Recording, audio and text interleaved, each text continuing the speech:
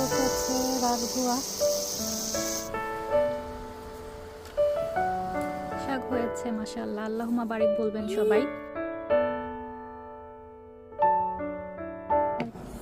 গাছের কি খবর, এগুলা কালকে নিয়ে আসছিলাম আর ভুলেই গেছি বের করার জন্য।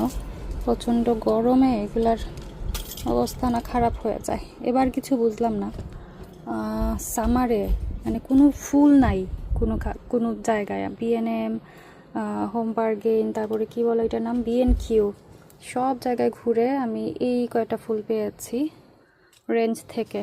আর এত দাম নিল এগুলার, মানে কি বলবো, গলা কাটা অবস্থা। ভালোই হয়েছিল। আমি হচ্ছে এই যে আর্টিফিশিয়াল ফ্লাওয়ারগুলো টিকটক শপ থেকে নিয়েছিলাম, তো এগুলো লাগিয়েছি, একদম দেখতে অরিজিনাল ফুলের মতোই লাগছে। আর এই ফুলটা হচ্ছে এই বছর নিয়ে হচ্ছে 3rd টাইম নিজে নিজে গ্রো হয়ে ফুল এসেছে, অনেকগুলা কলি। এটা এত ব্রাইট, আমার মানে প্ল্যান ছিল যে এই ফ্লাওয়ারটা নিয়ে আসবো আরও কয়েকটা রঙের। হট পিঙ্ক সেটা ছিল ওই পাশে, বাট মরে গেছে সামহাও। তো আজকে কিছু খাবার দেবো এই গাছে। আর এগুলা তো নিয়ে আসলাম, বাট মাটি নাই। কালকে হচ্ছে হাই স্ট্রিট থেকে মাটি নিয়ে আসবো ওদেরকে স্কুলে দিয়ে, আর তারপরে হচ্ছে গাছগুলো লাগাবো। এখন হচ্ছে এগুলোকে বাসায় বাবা বাসায় নিয়ে যাই, পরে কালকে ইনশাল্লাহ লাগাবো। সপ্তাহখানেক আগে আমাদের ইংল্যান্ডে হিট ওয়েভ হয়ে গেল, আর সেটারই মানে টুকটাক ভিডিও আমি রেকর্ড করেছিলাম সেই সময়কার। তো সেগুলোই আজকে আপনাদের সাথে শেয়ার করব। তো এটা ছিল বিকেলবেলা, আমি ঝটপট কিছু রান্না বসিয়েছি, যেহেতু আগামীকাল থেকে আমাদের ওয়েদার দেখাচ্ছে 34, 35, 36ও হতে পারে। তো ভাবলাম যে আগে ভাগে রান্না করে রাখি।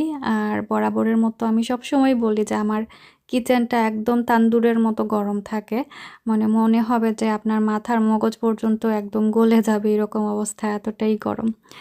আর এই তো আমি বেশ কিছু রান্না একসাথে করে নিচ্ছি, যেহেতু মা বাবারাও আসবেন কালকে। আর আমার হাজব্যান্ড হচ্ছে আর কি 4 দিনের জন্য ওনাদের মানে কাজ থেকে আর কি ট্রেনিংয়ের জন্য পাঠানো হচ্ছে। তো আমি ভাবলাম যে যেহেতু দুপুরবেলা রান্না করাটা অনেক টাফ হয়ে যাবে, কেননা আমি আগে ভাগে কিছু রান্না করে ফ্রিজে রেখে দিই। তো এখানে হচ্ছে গরুর যে ভর্ত থাকে সেটা রান্না করছিলাম, এটা বাবার অনেক বেশি পছন্দের। তো বেশ কিছুদিন আগে নিয়ে রেখে দিয়েছিলাম, ভেবেছিলাম যে ওনারা আসলে তখন রান্না করব। আর এই তো এটাকে আমি আগে একটু সিদ্ধ করে পানি ছড়িয়ে নিয়েছি, আর একটু হলুদ আর গোটা যে মশলাগুলো থাকে ওইগুলা দিয়ে আর কি ভালো করে সেদ্ধ করে তারপরে হচ্ছে ভুনা ভুনা করে নিচ্ছিলাম। এখানে ছিল কুরবানির কলিজা, আর সেটাও রান্না করছিলাম। আর ওই পাশে হচ্ছে ইলিশ মাছ দিয়ে ডাটা রান্না করব, তো সেটারও বাগার বসিয়ে দিয়েছি।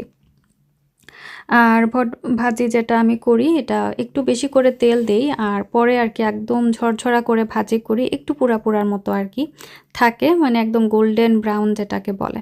তো ওইরকম করলে দেখা যায় আমার কাছে মানে এটার ফ্লেভারটা আরও বেশি ভালো লাগে। তো গরুর ভুঁড়ি ছিল মনে হয় এটা, আর বেশ ক্লিন করা ছিল, আমাদের হাই স্ট্রিট থেকে নিয়েছি একটা বক্সের মধ্যে, একদম সাদা ফকফকা ছিল। রান্না শেষ মোটামুটি, এখন বাজে 7টার মতো। আর এখন হচ্ছে কুকারটাকে গোসল করাবো, কুকারে গোসল করানোর পরে হচ্ছে বাচ্চাদেরকেও গোসল করাবো। এত গরম, অবস্থা খারাপ, ফ্যানেও কাজ হয়নি।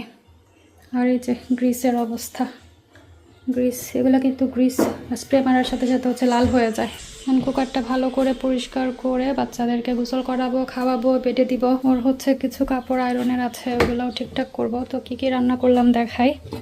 এখানে হচ্ছে ইলিশ মাছ দিয়ে ডাটা, এখানে হচ্ছে কলিজা ভুনা, আমি সব বাটিতে নিয়ে নিয়েছি যেহেতু প্রচণ্ড গরম, বাইরে থাকলেই খাবার নষ্ট হবে। এটা হচ্ছে ভট ভুনা। এখানে হচ্ছে চিতল মাছের যে কুফতাটা থাকে সেটার মধ্যে সব মশলাপাতি মাখিয়ে রেখে দিয়েছি, পেঁয়াজ আর লবণ বাদে, যেহেতু পেঁয়াজ আর লবণ দিলে পানি ছেড়ে দেবে। এটা দিয়ে হচ্ছে বড়া বানাবো। আর এদিকে হচ্ছে করলা ভাজি, আলুর বদলে হচ্ছে ক্যারট দিয়েছি। আর এখানে হচ্ছে আমের টক, একটা টমেটো ছিল বাসায়, একটাই দিয়ে দিয়েছিলাম। তো এখন এগুলো সব কিছু আমি ফ্রিজ অর্গানাইজ করে ফ্রিজে রাখবো।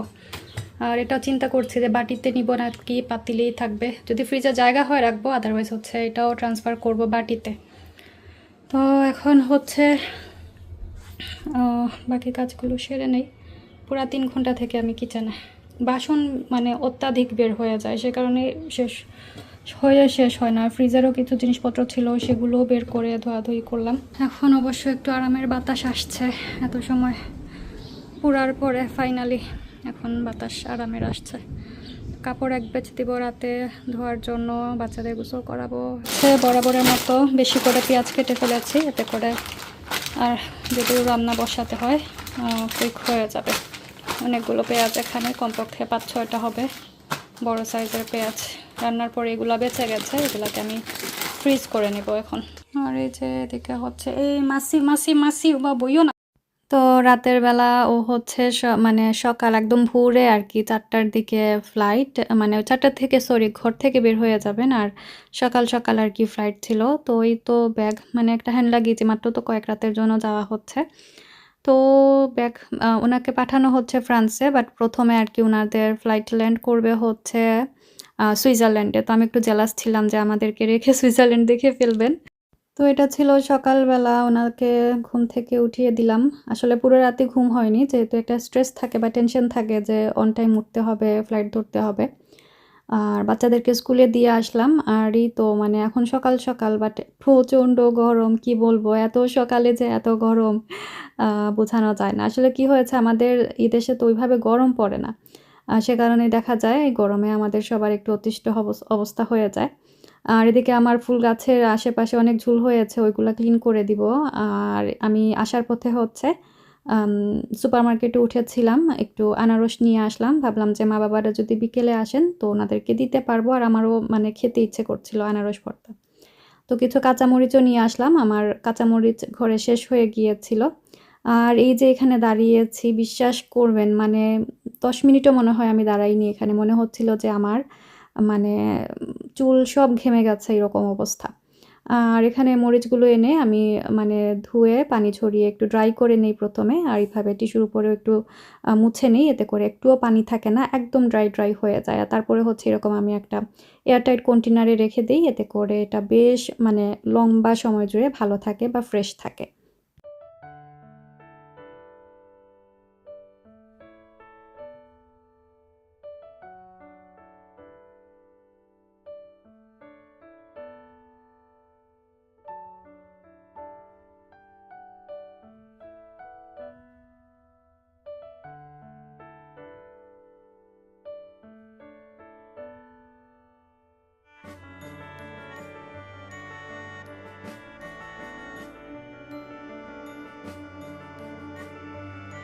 আসলে এই যে গরম পড়েছে, এই গরমের মধ্যে ভাত তরকারি বা মশলা জাতীয় খাবার খাওয়াটা মনে হলেই যেমন কেমন লাগে। আর খাবারের কোনো রুচিও থাকে না গরমের জন্য। তো ভর্তা বা চাটনি জাতীয় খাবার কিন্তু খেতে বেশ ভালোই লাগে, আর ঠান্ডা খেলে তো আরও বেশি মজা লাগে। তো আমি ভাবলাম যেহেতু কিচেনে আছি, তো কেন না ভর্তাটা বানিয়ে আমি ফ্রিজে রেখে দিই, এতে করে মা বাবারা আসলে ঠান্ডা সার্ভ করতে পারবো। আর এই তো ব্যাড লাক, একটা আনারস একদম পচা ছিল। আমি ভেবেছিলাম যে এটা লাল আছে, হয়তোবা এটা পাকা থাকবে আর একটু মিষ্টি থাকবে, বাট এটা একদমই ভেতর পচা ছিল। তো লাকিলি 2টা নিয়ে এসেছিলাম। তো এটা আবার একটু কাঁচার মতোই ছিল। তো ঠিক আছে, চিনি দিয়ে আর কি একটু অ্যাডজাস্ট করে নেব। অনেক বেশি টক কিন্তু ছিল এই আনারসটা। তো এই তো সুন্দর করে কুচি করে কেটে নিয়েছি। আর অনেকেই আসলে অনেকভাবে আনারস ভর্তা বানিয়ে থাকেন, বাট আমি একদম সিম্পল ওয়েতে বানাই। কাঁচামরিচ কুচি দেই, ধনেপাতা দেই, আর হচ্ছে পুরা রসুন। তো পুরা রসুনের জন্যই কিন্তু এটা খেতে বেশি মজার হয় বা ফ্লেভারফুল হয়। এই তো রসুনটাকে বেশ কুচি করে কেটে নিয়েছি। আর এই তো একটা বড় বোলের মধ্যে নিলাম, সাথে দিয়ে দিলাম আমার মিষ্টি যতটুকু আমার পছন্দ আর কি, সে অনুযায়ী চিনি, আর বেশি করে একটু লবণও দিয়ে দিয়েছি। দিয়েই তো ভালো করে কচলে সব কিছু একসাথে মাখিয়ে নিয়েছিলাম। আর তারপরে ব্যাস শুধু আনারস দিয়ে এটাকে মাখিয়ে নেব। অনেক বেশি মজার হয়। অনেকেই কিন্তু চিনিটা দেন না। চিনি দিয়ে দেখবেন অন্যরকম একটা টেস্ট কিন্তু বের হয়। আমার কাছে ভালো লাগে। বেশি টক আমি খেতে পারি না এমনিতেই। আর এই তো আমার আনারস ভর্তা রেডি হয়ে গেছে। এখন আমি একটা বক্সে নিয়ে ফ্রিজে রেখে দিব। হিট ওয়েভ আসবে, সে কারণে আমি আগে থেকে প্রিপারেশন নিয়ে রাখছিলাম। লাস্ট উইকই হচ্ছে আমি এই ফ্যানটা অর্ডার করেছিলাম। তো আজকেই এসেছে লাকিলি। তো আমি এটা অন করে দেখছিলাম যে এটা কেমন কাজ করে। তো খারাপ না, ভালোই ছিল। একদম আসমান জমিন সব দিকে চতুর্দিকে ঘুরে এটা বাতাস দেয়। এই গরমে আসলে বাচ্চাদেরকে স্কুলে আনা নেওয়ার ডিউটিটাও অনেক বড়, প্লাস বাচ্চাদের জন্য খারাপ লাগে এত সময় গরমের মধ্যে কিভাবে ওরা কি করছে। তো গার্ডেনে চলে এসেছিলাম বিকেলবেলা একটু পানি দেব আর মাশাআল্লাহ আল্লাহুম্মা বারিক বলবেন সবাই।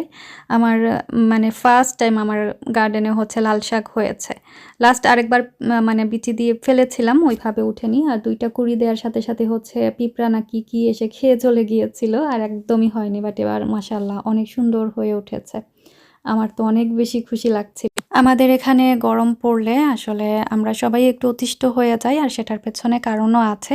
অন্যান্য দেশ থেকে যারা ভিডিও ব্লগ দেখেন বা আমাদের এই কাহিনীর কথা শুনেন অনেকেই ভাবেন যে মানে কি এমন অবস্থা, বাংলাদেশ থেকে এসেও এখানে এত গরম কেন লাগবে? বাংলাদেশে তো গরম খেয়েই অভ্যস্ত।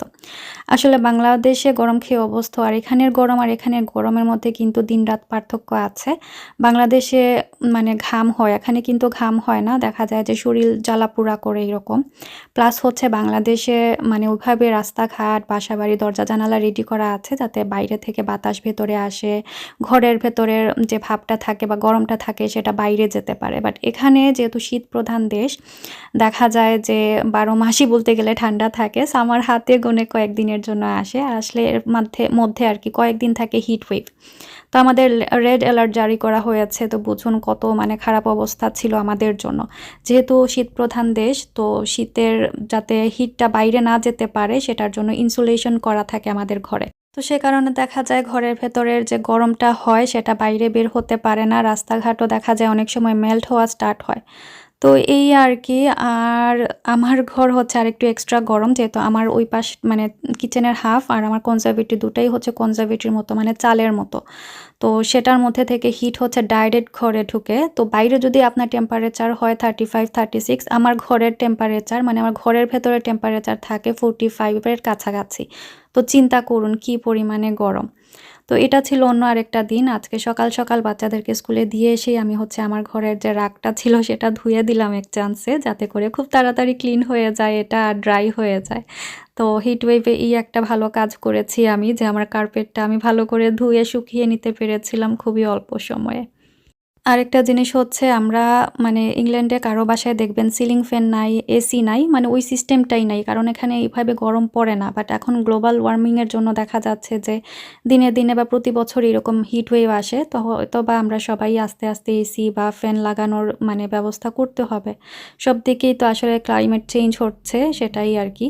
আর এই তো আমার গাছের শসা পেড়ে নিচ্ছিলাম মা-বাবা সহ আমরা সবাই মিলে খাবো। আর আমি ব্লগের একদম শেষ প্রান্তে চলে এসেছি। আশা করছি আজকের ব্লগটি আপনাদের ভালো লেগেছে। আজকের ব্লগ কিন্তু বেশ কয়েকদিনের মানে একসাথে জমিয়ে কিছু ক্লিপ শেয়ার করেছি। আর এই তো আবারও মনে হয় আগামী সপ্তাহে আমাদের হিট ওয়েভ আসবে। সবাই আমাদের জন্য দোয়া করবেন। আপনাদের সবার জন্য রইল দোয়া আর ভালোবাসা। আমার ব্লগগুলো যদি আপনাদের ভালো লেগে থাকে চাইলে আমার চ্যানেলটি সাবস্ক্রাইব করে আমার পাশে থাকবেন। Stay happy, stay connected. আল্লাহ হাফিজ।